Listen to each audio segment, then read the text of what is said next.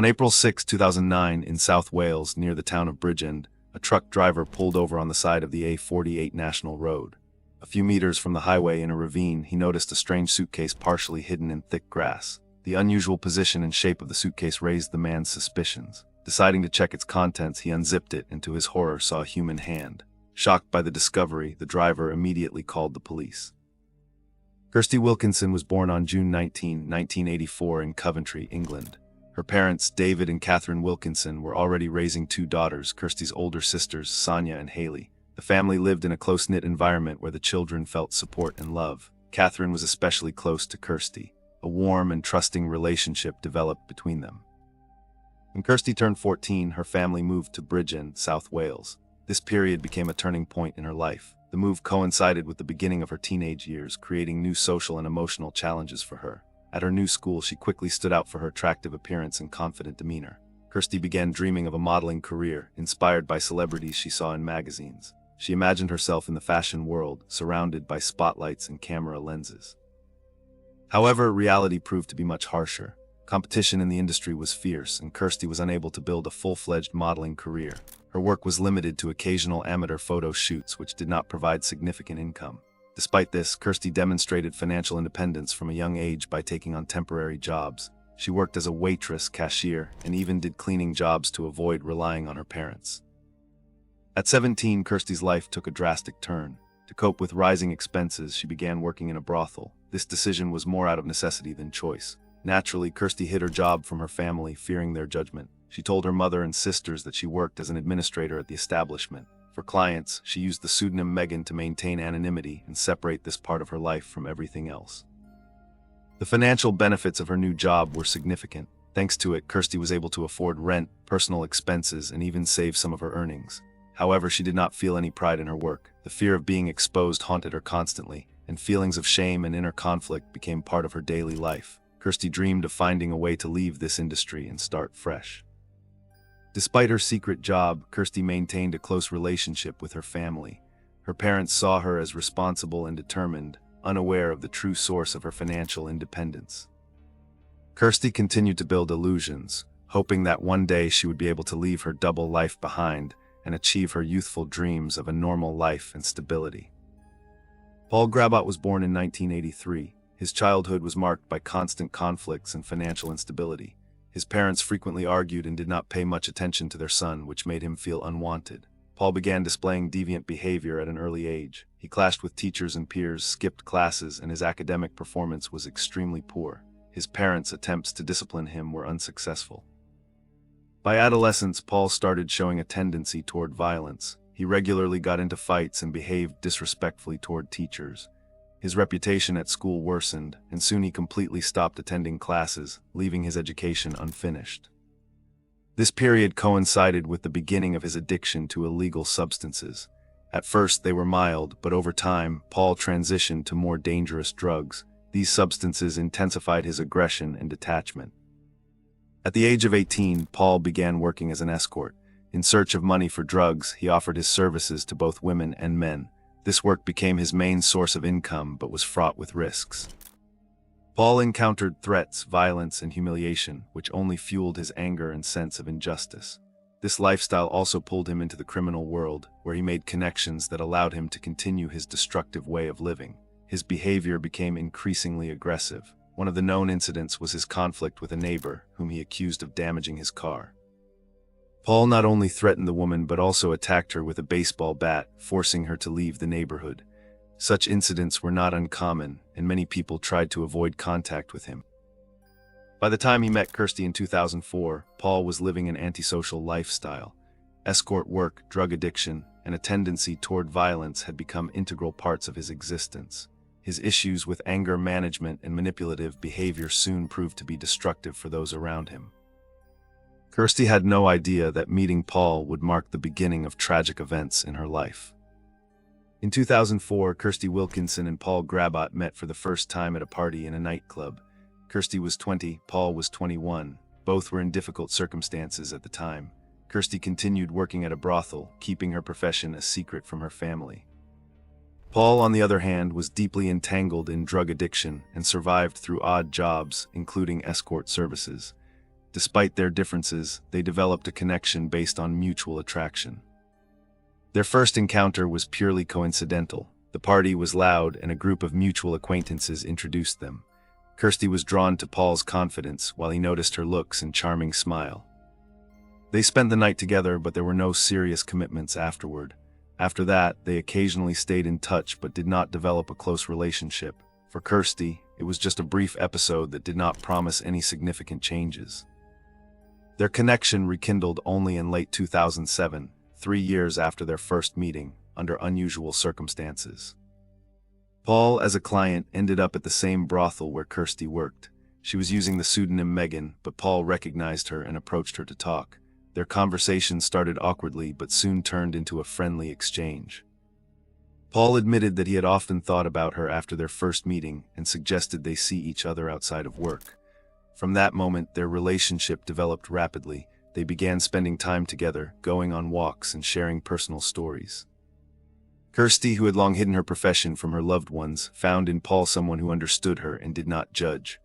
Paul, in turn, managed to present himself in a positive light, displaying confidence and charm that masked his troubled past. Kirsty quickly started believing that Paul could be the prince who would help her start a new life. She was captivated by his words about wanting to change his fate and build a family. The understanding she found in their conversations became an illusion of hope that life could finally take a turn for the better. Paul skillfully maintained this romantic fantasy, often boasting about his supposed achievements, including past jobs as a mechanic, a racer, and even a stripper. However, despite the outward appearance of their relationship, it was built on unspoken truths from the very beginning. Paul knew about Kirsty's profession but never revealed his true motives to her. For him, she was not only a romantic interest but also a potential means of financial security. Kirsty, on the other hand, believed in the sincerity of their connection and gradually began to trust Paul more than anyone else. In December 2007, just weeks after rekindling their relationship, Kirsty Wilkinson unexpectedly informed her mother, Catherine, about her engagement. According to her, Paul had proposed and she had accepted without hesitation. Kirsty was convinced she had found the man of her dreams, someone who would accept her for who she was, despite her secret job. This news came as a complete shock to her family, as none of her relatives even knew Paul existed. Catherine immediately expressed doubts. She felt the relationship was moving too fast and that Kirsty didn't know enough about her fiancé. She tried to persuade her daughter to postpone the wedding to learn more about Paul and give the relationship time to develop. Catherine suggested delaying the ceremony for at least a few months, but Kirsty was unwavering. She insisted that she and Paul had already chosen a date, February 2008, just 5 weeks after the engagement. The family's first meeting with Paul only deepened their concerns. When Kirsty brought him home, he made a negative impression. Paul appeared unkempt, dressed sloppily, and spoke to Kirsty's parents with clear disrespect. His stories about his life raised suspicions. He claimed to have worked as a mechanic, a racer, and even a stripper, but none of these claims could be verified. It seemed as if Paul was trying to impress them by exaggerating his achievements. However, his way of speaking and his behavior put Kirsty's family on high alert. Kirsty's parents, Catherine and David, tried to dissuade her from making a rash decision. They pointed out that Paul seemed unreliable and that their relationship was progressing too quickly. Kirsty's older sister, Sonia, also voiced her concerns, noting that Paul gave off the impression of a manipulative person. Yet all their efforts to change Kirsty's mind were in vain. She firmly believed that Paul was her one chance at a happy future. Kirsty had always been dreamy and romantic. Since childhood, she had fantasized about a beautiful wedding and a big family. The life she had been living left her with a sense of emptiness, and she hoped that marrying Paul would mark the beginning of a new chapter. In her determination to fulfill her dream, she ignored all the warnings. Moreover, she convinced herself that her loved ones simply didn't understand her feelings. Despite their doubts, the family decided to support Kirsty on her wedding day. The ceremony took place in February 2008. Her parents and sisters attended, but their smiles masked their unease. Paul, on the other hand, appeared satisfied and confident. For Kirsty, this was the day her dream came true, but for her family, it marked the beginning of her growing distance from them. Her relatives felt she was overlooking the warning signs that would later prove tragically inevitable. After the wedding in February 2008, Kirsty and Paul began their life together in her apartment in Bridgend. From the very start, Paul established his own rules, which quickly turned into a form of total control. He moved in with Kirsty without discussion and immediately took over her finances. Paul insisted that Kirsty give him access to her bank account, arguing that it was necessary to better manage their family finances. Still under the influence of romantic illusions, Kirsty did not object. However, it quickly became clear that Paul had no intention of contributing to their well-being. He didn't look for a job and spent most of his time at home while Kirsty continued working to support them both. Moreover, Paul began actively interfering in her professional life. Instead of disapproving of her work, he proposed increasing her income. In his view, Kirsty needed to take on more clients to cover their growing expenses. Paul didn't stop at just words. He started accompanying Kirsty to her workplace, claiming it was for her safety, but in reality, it was to monitor her schedule and ensure she followed his demands. Before long, he began searching for new clients for her online.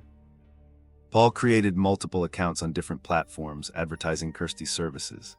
As a result, her work schedule became even more exhausting. In addition to working at the brothel, she began accepting clients at home. This situation quickly became emotionally devastating for Kirsty. She had long dreamed of leaving her job, starting a new life, and building a family. However, under Paul's pressure, those dreams became unreachable.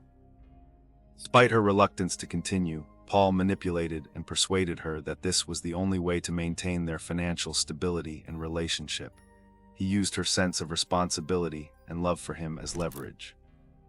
Paul's control wasn't limited to finances. He also began interfering in her personal life. He demanded that Kirsty explain her every move, checked her phone, and forbade her from speaking to certain friends. He convinced her that many of them were a negative influence on their relationship. Gradually, Kirsty found herself isolated, without support or anyone to share her concerns with. Over time, Paul started undermining Kirsty's self-esteem. He made remarks about her appearance, emphasizing her flaws, and convinced her that she would achieve nothing without him. These comments eroded her confidence, making her increasingly dependent on him. Paul also displayed extreme mood swings, shifting from tenderness and care to aggression and irritability, further deepening Kirsty's sense of insecurity. As time passed, Paul became even more insistent. He started inviting other people into their intimate life under the pretense that it would add variety to their relationship. Kirsty was completely against the idea, but to avoid conflict, she agreed. However, these situations only worsened her inner turmoil. She began feeling as if her body and life no longer belonged to her. Kirsty tried to maintain the appearance of a normal family life, but inside she was consumed by doubt and fear. Paul continued to assert his dominance, completely disregarding her desires and needs. She increasingly turned to writing in her journal, but she lacked the strength to resist his growing control.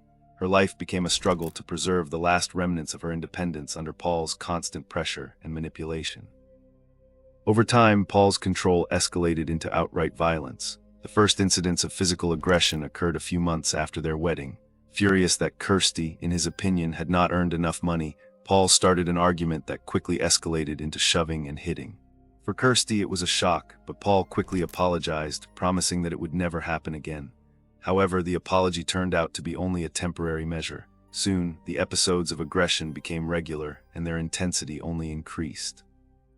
Paul began using violence as a tool to suppress Kirsty's will. When she refused to comply with his demands, he escalated from threats to physical punishment.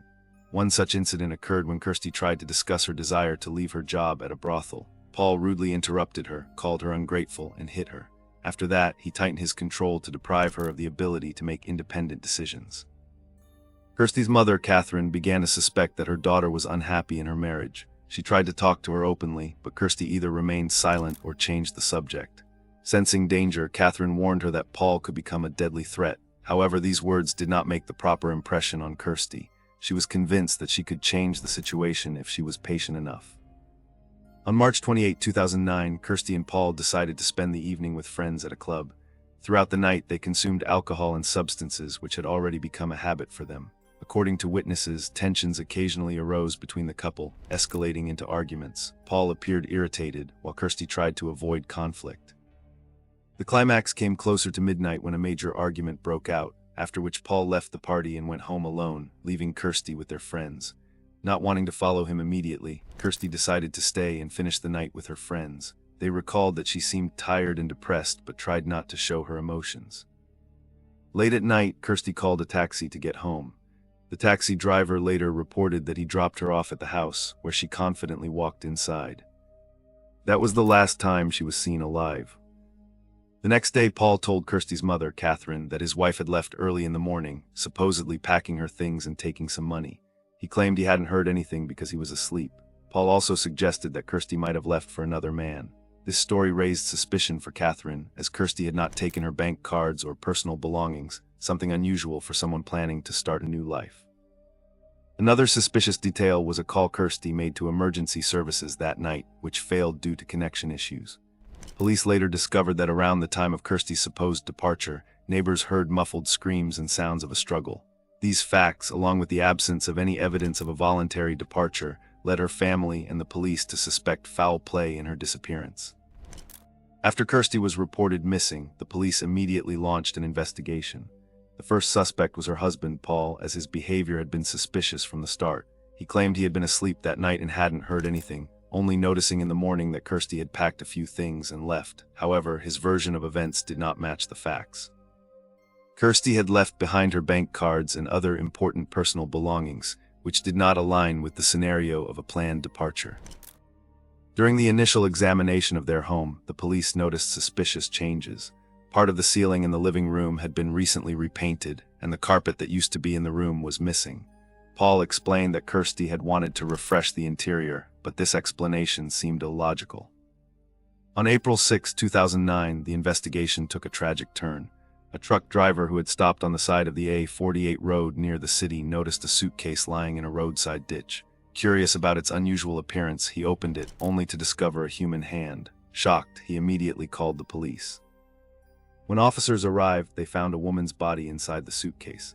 Forensic experts confirmed that it was Kirsty Wilkinson. An examination of her body revealed that she had suffered a brutal beating. Her nose and jaw were broken, and her skin bore numerous bruises and scratches. She had died from a traumatic brain injury caused by severe blows. There were also signs of strangulation, indicating that an attempt had been made to choke her during the attack. At the scene, police found no direct evidence linking anyone to the crime, but experts determined that the body had been moved from another location. That same day, police arrested Paul. During interrogations, he denied any involvement in the crime, claiming he had no knowledge of his wife's whereabouts after she had supposedly left. However, his behavior betrayed his nervousness. Investigators also discovered that the day after Kirsty's disappearance, Paul had used her bank card to withdraw money and had visited a massage parlor, behavior that seemed highly suspicious. Witness statements and forensic findings revealed the tragic timeline of the crime. On the night of her disappearance, Kirsty and Paul had a heated argument. Paul attacked her, striking her repeatedly and attempting to strangle her. After she died, he moved her body to the living room where he tried to fit it into a suitcase. Struggling with the size of the body, Paul initially planned to dismember it, but abandoned the idea due to a lack of suitable tools. Eventually, he forced her body into the suitcase and transported it to the location where he disposed of it in the roadside ditch. Later, investigators found traces of blood in Kirsty's home, evidence that Paul had attempted to clean. Paint stains on the ceiling covered splattered blood. These clues, along with witness testimony and Paul's suspicious behavior, became key evidence in proving his guilt. Kirsty's diary entries found during the investigation confirmed her fear of Paul and her desire to leave him, further strengthening the case against him. The trial of Paul Grabit began in early 2010.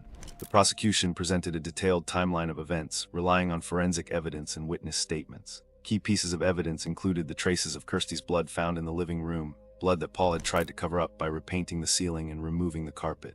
Experts confirmed that the blood patterns matched those of a violent death, while the injuries on Kirsty's body pointed to a savage beating. In court, Kirsty's diary entries were read aloud, revealing her fear of Paul, his manipulative behavior, and his violent tendencies. These entries served as proof that she had lived under constant pressure and threats. The prosecution emphasized that Paul not only controlled Kirsty's life, but also exploited her financially, disregarding her safety and well-being entirely. Paul continued to deny his guilt, insisting that Kirsty had left on her own and that her death was the work of an unknown assailant. However, his claims contradicted the physical evidence and witness testimonies. It was also revealed that Paul had tried to create the image of an unconcerned husband, telling others that Kirsty had run off with another man. After a lengthy trial, the jury found Paul guilty of murder. The judge noted the exceptional cruelty of the crime, Paul's selfish motives, and his complete lack of remorse. On February 4, 2010, Paul Grabit was sentenced to life in prison with a minimum term of 19 years. This verdict was a relief for Kirsty's family, but it could not compensate for the loss. The trial revealed details of Kirsty's life that her loved ones did not know. The family faced grief and a sense of guilt, feeling they could have prevented the tragedy. After Kirsty's death, the Wilkinson family was left with deep emotional and psychological trauma. Her mother, Catherine, could not rid herself of the feeling of guilt. She remembered all the attempts to warn her daughter, the words that Kirsty ignored, and the premonition that Paul would become a threat to her life. These thoughts never left her, intensifying the pain of the loss. Kirsty's father, David, withdrew into himself, avoiding conversations about the tragedy. The loss of their youngest daughter shattered their family unity. Kirsty's older sister, Kelly, struggled deeply with her death. They had always been close, and the loss left an emptiness in her life. Kelly couldn't cope with the depression, which was worsened by a sense of helplessness. She turned to alcohol, trying to numb the pain. 5 years after Kirsty's death, Kelly died from alcohol poisoning. She was only 31 years old. This tragedy struck the family again, taking their second daughter from them. For Sonia, another of Kirsty's sisters, the death became a lesson about the importance of protecting loved ones. She tried to support her parents, but also experienced deep feelings of loss. The Wilkinson family was forever left with a wound that even Paul's sentence couldn't heal. The tragedy destroyed their lives, leaving a mark that they would carry until the end of their days. Thank you for watching. If you liked this story, please subscribe to the channel. Many more shocking stories are ahead.